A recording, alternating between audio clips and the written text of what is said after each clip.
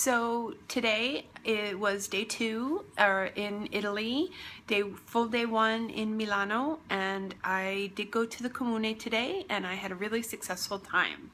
So this is chapter 2 of Cercando Luigi, so Luigi being my grandfather.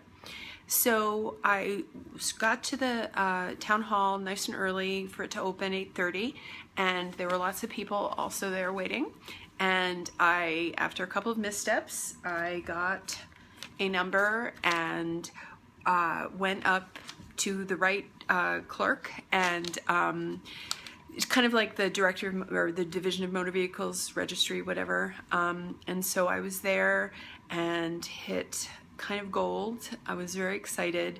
Got my my grandfather's first marriage license in Milan, a copy of an uncle or great uncle's birth and death certificates in Milano, and still have a mystery to solve, as in where was my father's oldest sibling born.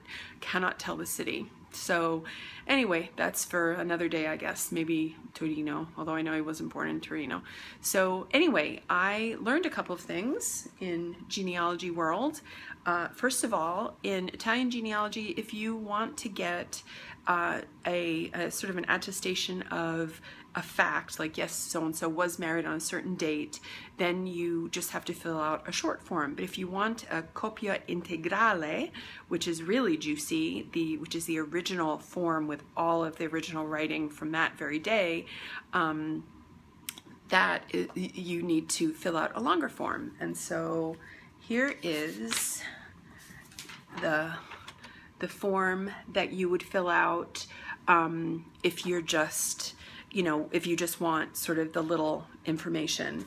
And here's the one that you would fill out if you want the full, the full shebang. And so that gives you something like this juicy piece of news, which is the original ledger item from the Italian, from the books at the time. And so it has all kinds of things like the age at marriage, the profession, which is really awesome. It has the parents. I found out that the bride, Elisa, so my grandfather's first wife, who he was widowed by, I don't know, 20 years later, or 10 years later, I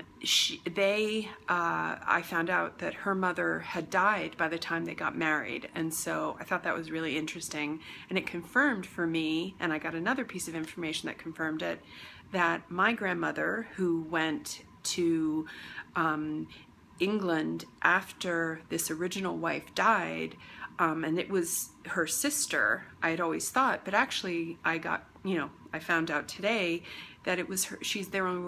They were only half sisters, so they had different mothers. And so that was really super, because I don't know, it wasn't that unusual, but it was something I wondered, because I had one little piece of information, but now I have 2 or 3, so I'm set on that. So that, I don't know, was neat to find out.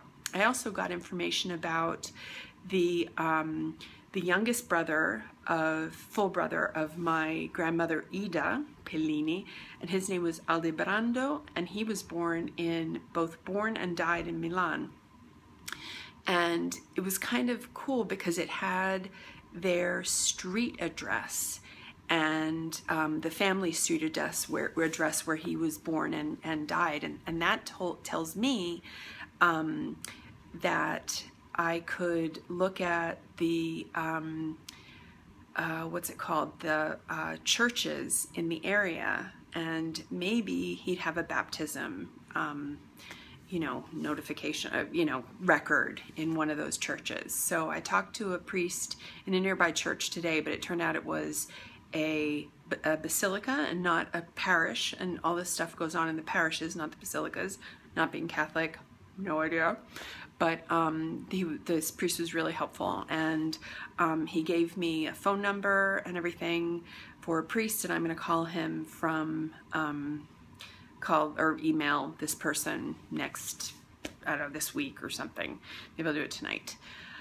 So on deck, I have some more questions than, no, I have answers and more questions and action items. I'm thinking about driving down to Florence because now I'm curious, how did this first mom die? And, you know, I want to know about it all. But I think that probably I'll wait and just write to him by mail, because in Tuscany, stuff seems more online and they're kind of more with it than up here, because for political, Napoleonic, Savoy, blah, blah reasons, I don't know. So anyway, on deck for tomorrow, I'm going to leave for Cuneo tomorrow, and I know that the Ranieri are there, and I'm so excited to go there because I've kind of emailed with the person who's the registrar there, and it's a smaller city, and so that, you know, I think will be easier. So stay tuned tomorrow for for chapter 3 in coming to you live from Cuneo, and over and out. Thank you.